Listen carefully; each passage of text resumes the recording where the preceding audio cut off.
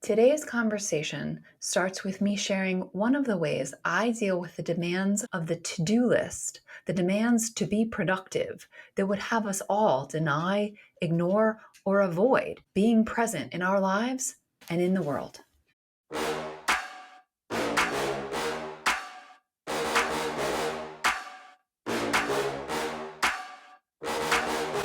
You're listening to the Joyous Justice Podcast, A weekly show hosted by April Baskin with Tracie Decker. in a complex world in which systemic oppression conditions us to deny others and our own humanity. Let's dedicate ourselves to the pursuit and embodiment of wholeness, love, and thriving in the world and in our own lives. It's time to heal and flourish our way to a more joyously just future.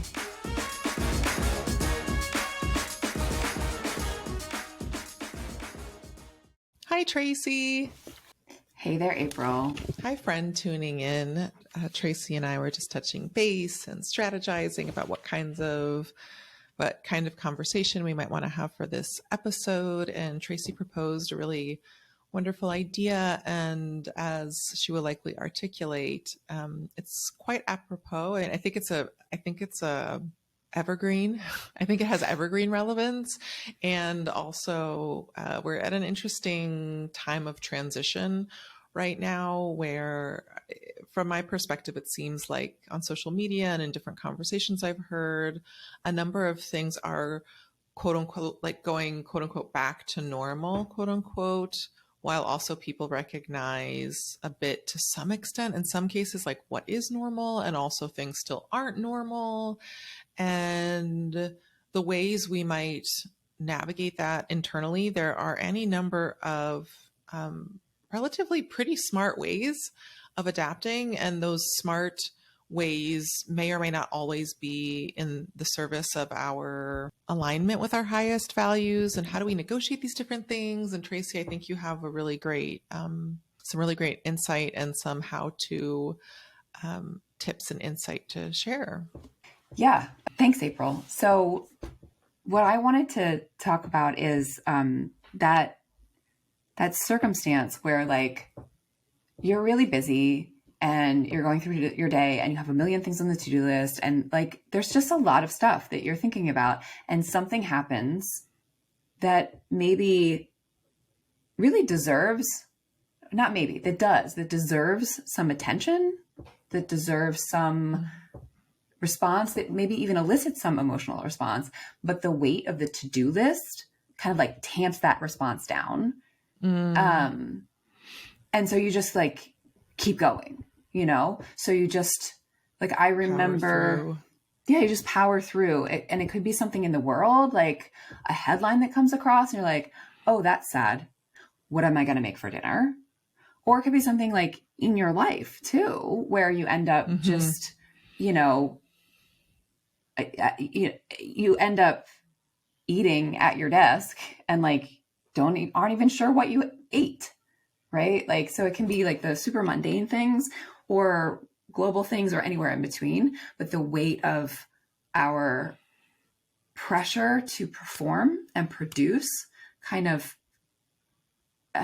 encourages us to tamp down or numb or ignore or not allow ourselves to have feelings, to have thoughts, to have reactions.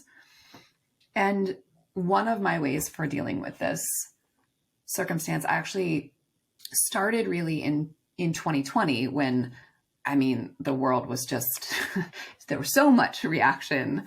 And so what felt like so much badness. And I started baking challah during 2020, during COVID. I started baking bread every week. And I had, at different points in my life, I had tried to start saying brachot or blessings before I ate. And I never, I didn't grow up doing it. And so it was a thing that I'd be like, I'm going to do this now. It would be like a resolution. I'm going to say brachot now. And then I would quickly forget and just not do it. It wouldn't stick. It didn't stick. But after baking challah for many weeks in a row, and then saying the motzi, which is the bracha over bread, which translated, it blesses God for bringing bread from the earth. And after having baked bread for many weeks in a row, saying that blessing and thinking like, but God didn't bring bread from the earth, right? God helped bring wheat from the earth. And then there was a farmer who harvested it, and then there was a miller who ground it, and then I mixed it with water and butter and eggs and turned it into bread, right? And so it was like this deep reminder, saying that mostly at some point in 2020, saying that bracha over the bread. I was like, wow, I am co-creating with God, right? God and I brought bread from the earth, and those other, the farmer and the miller and the, like this whole circle of people, we together co-created and plants and sun and all of the variables, all the things. Yeah. And suddenly, like, it wasn't just like, oh, a thing that I could do, but it actually had this deep meaning about my role, like relational, this very simple, like everyday thing of eating. And it, so that experience made the brachot more than just like, oh, it would be nice. Instead of being something that felt like an obligation or something that I should do, it was something that was like a recognition of a truth that felt completely counter to that overwhelming to do and overwhelming just badness, for lack of a more nuanced word for 2020. And then that was the first domino for me for what became a much more robust brachot practice. So that for that headline that blessing or prayer practice. Yes, thank you. Specifically blessing, actually. I do have a prayer practice, but right now I'm really thinking about the blessing practice, which is small and contained. Like these moments of mindfulness. Precisely. Spiritual mindfulness. Precisely. Yeah. And mindfulness is the way that I think about it. Because whereas I was mindlessly eating, mindlessly like consuming those headlines, the brachot, the blessing, allows me to take a moment and be a bit mindful. So I realized sometime in 2021 or 2022 that I wanted one for that headline of like another person, usually almost always Black, but not always, a Black or brown, brutalized by agents of the state. Like I needed a thing that would help give some meaning to that moment. I think I maybe have even mentioned this on the podcast before. And so I started saying the bracha that blesses God for enlivening the dead at that moment. So when I see a headline come across my news feed, or if I read a story, or here in Baltimore, unfortunately, there's like a constant count of death by violence in the city. Every time I try to stop and say that blessing, blessed is God who enlivens the dead, not because I believe that that person is going to be resurrected, but so that I am making a small moment that their death memory and their life have meaning and are moving us toward the future in which all lives are treated with that kind of dignity and respect and reverence, an image of the divine that we are, instead of, oh, that's sad, what am I going to make for dinner? And I found I do it there. I also do it with things just in my life that matter to me. I have something that I say that actually came from Marcia Falk's Book of Blessing, that I say before and after I exercise. It translates to, my soul remembers the holiness of the body, and I add, and I am grateful. And go ahead. And if you don't, I would like to interject here, if you don't mind, that you at times cite Marcia Falk, and if you can just take a moment to explain her book, because it was through a personal conversation that we had, so that people understand, because I understood it as a book of prayers. And I think that there's a really beautiful and interesting nuance with how she set up that book. If you can explain it for those who are not familiar with Marcia Falk's work. Marcia Falk's Book of Blessing is like a suggested new liturgy in English and in Hebrew that actually removes direct reference to the divine. It does not start with the "Blessed are you" that traditional Hebrew prayers start. So the blessing that I use for exercise, Tizkor nafshi et kudushat haguf, my soul remembers the holiness of the body. That's my translation. That's actually not Marcia Falk's translation. It was her suggestion for a replacement for the blessing before washing the hands, the ritual washing of hands, which is a "Blessed are you who commanded us" regarding the washing of hands in English.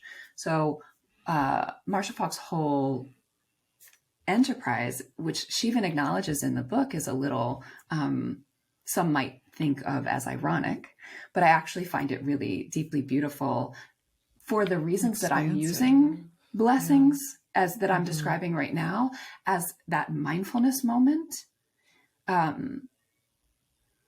I find the Hebrew really beautiful. My Hebrew is only so-so. So it's, and that's, I think probably the fact that my Hebrew is only so-so is part of what makes the sound of the Hebrew like feel really like special and poetic to me. But even in the English, I find Marcia Falk's blessings like just deeply beautiful. I also use her poetic. She has one for going to bed at night, which I, in English, sometimes will say to myself. She says, "Sleep descending on my limbs, on my lids, I give thanks for the gifts of the day. For the gift of this day, I give thanks." That's and beautiful. I use that in English. I love that. Yeah. Yeah. So sorry. Thank you for. Yeah. No, thanks for reminding me that, because I think it's really important that I don't want listeners to hear this and be like, yeah, I don't jive with the whole God idea. God or any number of, it's really what you're talking about is a really nuanced, customized to you. And I love what you're sharing, because I feel like specifically what you're recommending could be used by other people. And I also think by you explaining these different things, you're modeling what it looks like to be in dialogue with a tradition and find your rhythm and your personal choreography within it. So sorry, please continue. Yeah, no, thank you. I also want to name, I think I've said this before as well, like coffee is super important to me. Yes, it is. Right? Like I love coffee. That first sip of coffee in the morning is just... Y'all, Tracie loves her some coffee. Whew, this is no joke. Good. So good. And I really wanted, and it was the same with exercise, actually. Exercise is super important to me. Except burpees. No burpees. No. I've taken the solemn vow. Yeah. No burpees. But I really wanted a bracha for exercise. That's why I found Marcia Falk's blessing, her washing of the hands. I really wanted a special blessing for coffee. Like the one that is like the one for food is just like, it wasn't enough. It needed its own special bracha, its own special blessing. And so I actually used the one from that the traditional blessings upon awakening. One of them says, "Blessed is the one who removes sleep from the eyes and slumber from the eyelids." That's the one I use for my first sip of coffee now. And I say it in Hebrew again for that same sort of like, for me, it resonates. But what I'm trying to get at is that I love where you keep it. Can you also say, like, you don't just say it in your mind, you also have like a physical reminder. Yeah. I printed out the Hebrew and the transliteration. Again, my Hebrew's only so-so, but I printed out the Hebrew text. More customization. I love it. In my, the cabinet where I keep the coffee mugs. It's like sort of standing up inside the, and so sometimes I'll like start to say it. I've been doing it for a while now. Sometimes I'll start to say it and I'll be like, wait, because I haven't had my coffee yet. I can't remember the words. So I open the cabinet and I read it and then remind myself. And I love it because when I visited you, I loved when I would see the cabinet door open, and it would just seeing that post there would remind me whether I was getting a drink or doing something else to pause. And it served as a mindfulness. I loved that, which doesn't always happen for me with other people's practices. And you told the story before. I just want to note, and now that you've shared this, that you're sharing some of the material from a really beautiful lesson that you do about using blessings and or prayer as a part of a mindfulness practice. And so I love that you're giving people a window into some of what we do with our different coaching and learning clients. And I just, as you were sharing this insight right now, it was fun for me to notice and remember that being in your kitchen and seeing that piece of paper inside the cabinet really stood out to me and served as a mindfulness spell of a different sort. So I don't drink coffee, but I felt the love and the purposefulness of it, and it was just really lovely.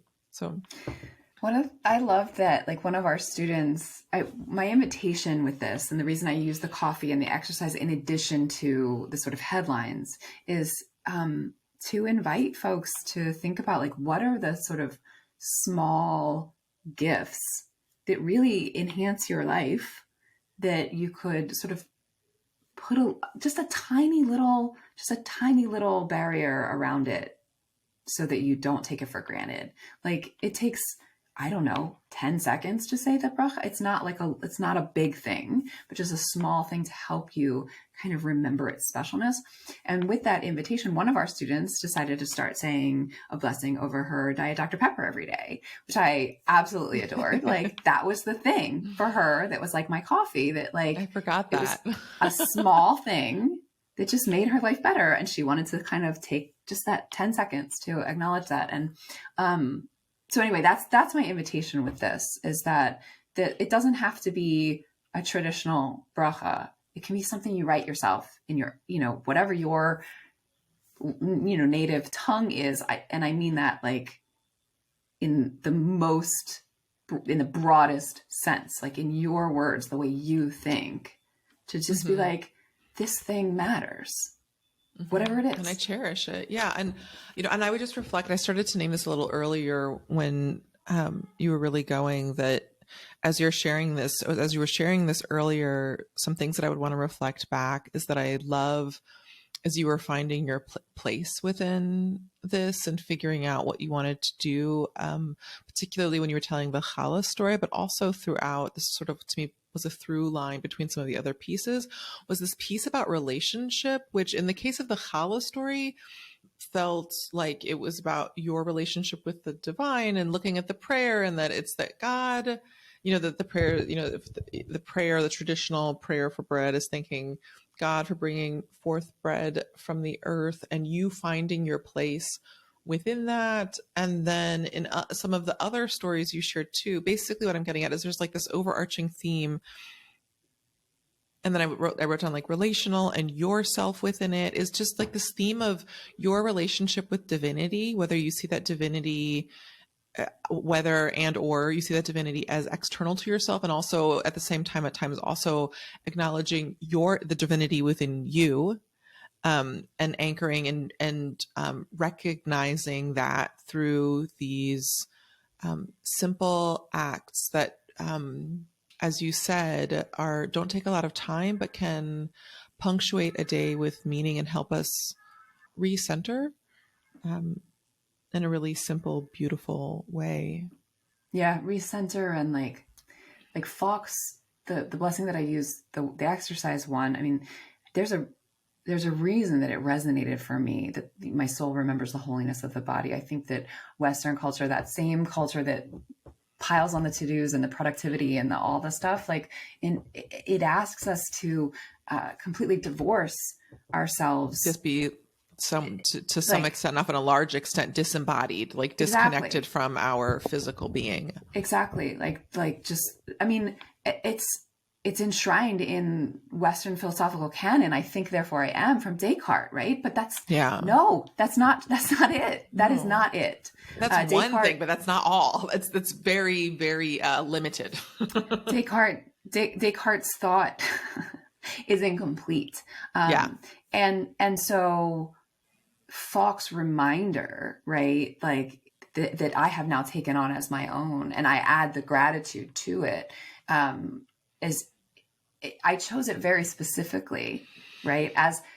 To counter that internalized impulse to be disembodied. I chose it to counter, to feel numb, and to discount, to be on autopilot, the body, and specifically to devalue what it is that the body has to offer this existence. as if I have a body that like I could take or leave.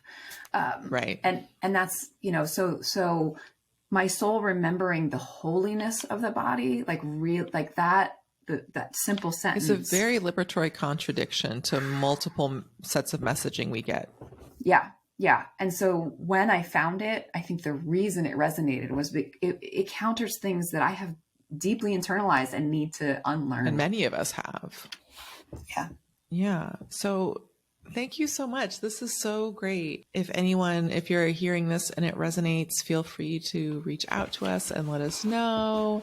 If this inspires you to have a moment of mindfulness or loving reverence for something in your daily life, an element of pleasure or nourishment or just being and existing and the divinity within that, as Tracie just alluded to, we would love to hear more about that. And I would invite you to try it on in a few different ways. Feel free to iterate it and give yourself, at least 3 times and possibly a week or over a month to try to punctuate different moments where that's possible and see how it feels over time. And if you need to iterate, feel free to iterate and let us know if you want, and or just thrive as you weave in this beautiful bit of wisdom. Thank you so much for sharing this insight and your practice on the podcast, Tracie. Is there anything else you might want to add before we conclude this episode? Oh, no, I'll just say, Moda Ani, I am grateful. Thank you. Likewise, I am deeply appreciative as well, and particularly of this beautiful share that you just gave on the podcast. And we will check y'all. We'll check you, beloved friend and listener, next week. Much love. Thanks for tuning in. To learn more about Joyous Justice LLC, our team, and how you can get involved with our community, check out the info in our show notes or find us at joyousjustice.com.